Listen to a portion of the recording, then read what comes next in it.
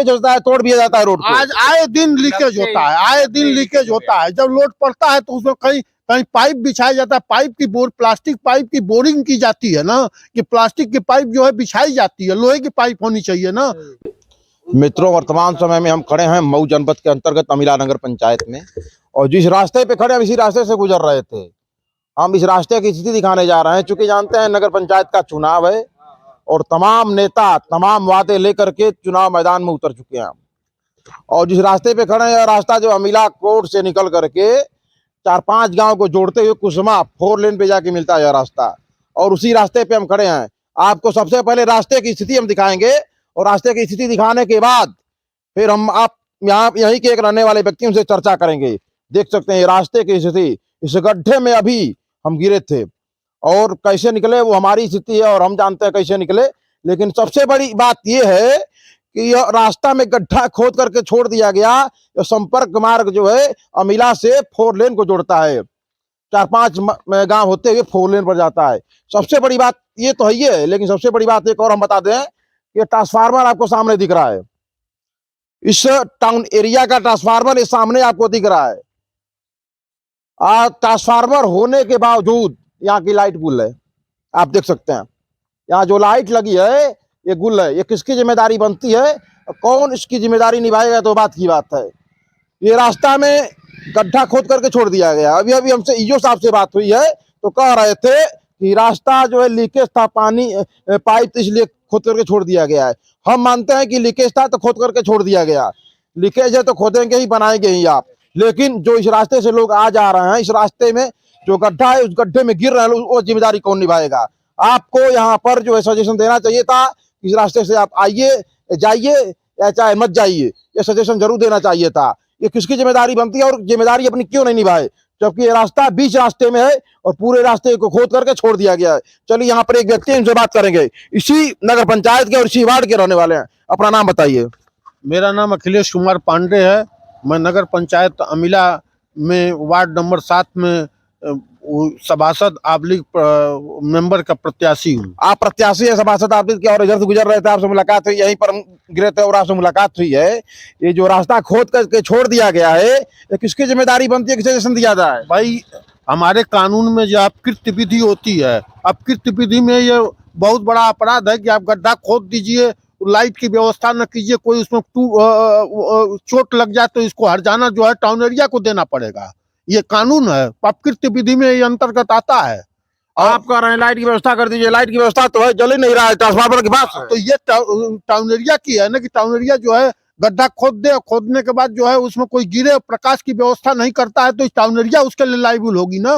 Town area को हर्जाना देना पड़ेगा। अपकृत्य विधि में जो है अगर किसी को चोट लग जाती है तो देना पड़ेगा। जबकि नगर पंचायत का चुनाव भी है और चुनाव के बीच में ही जो है आचार संहिता भी लागू है, बीच में ही खोद करके छोड़ दिया गया है। आने जाने वाले लोग गिरते रहे, चोटिल होते रहे, किसी मतलब नहीं है। सबसे बड़ी चीज है कि यहाँ पाइप जो है बिछी हुई है वो प्लास्टिक की पाइप है, लोहे की पाइप बिछनी चाहिए। कितने साल पहले पाइप बिछा था? ये मुश्किल से 1 साल पहले, 1 साल पहले पाइप बिछता है और लीकेज होता है, तोड़ दिया जाता है रोड को। आज आए दिन लीकेज होता है, आए दिन लीकेज होता है। जब लोड पड़ता है तो उसमें कहीं कहीं पाइप बिछाया जाता है, पाइप की प्लास्टिक पाइप की बोरिंग की जाती है ना, कि प्लास्टिक की पाइप जो है बिछाई जाती है, लोहे की पाइप होनी चाहिए ना। लोहे की पाइप है या नहीं है, सबसे बड़ी दिक्कत है। इसमें न मेंबर ने बोला, वार्ड का न मेंबर बोला कि साहब ये गलत हो रहा है, न किसी मेंबर ने नहीं बोला।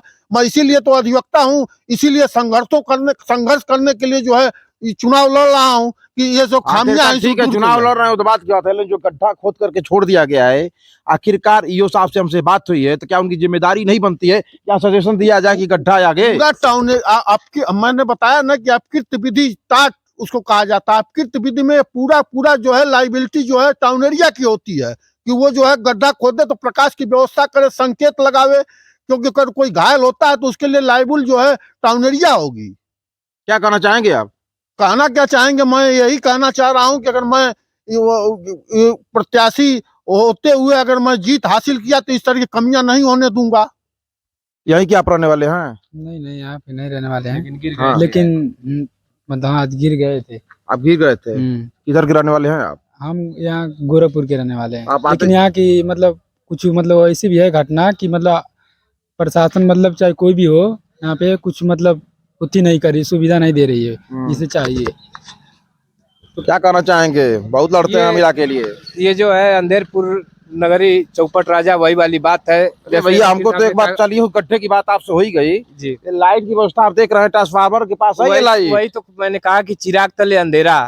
और मैं कहता हूँ ना बार बार कि सरकार की फाइलों में गांव का मौसम गुलाबी है, मगर ये दावे झूठे हैं, ये वादा किताबी है। वही बात बस नगर पंचायत पेश कर दीजिए।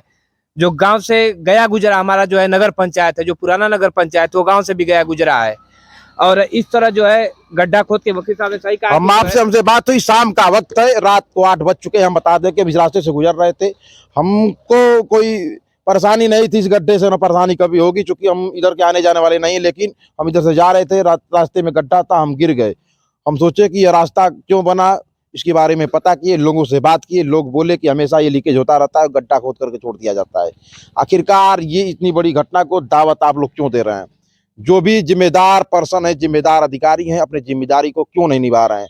आखिरकार कब तक ऐसे करते रहेंगे?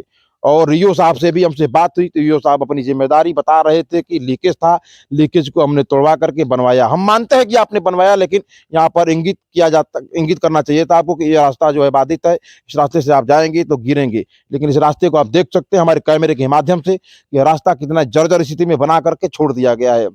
जबकि यह रास्ता जो है संपर्क मार्ग है, ये 4-5 गांव को जोड़ते हुए और जो है 4 लेन में जा करके वाराणसी तो गोरखपुर हाईवे में मिलता है रास्ता। चलिए अगले वीडियो में कहीं और से मिलेंगे, तब तक के लिए धन्यवाद। जय हिंद, जय भारत।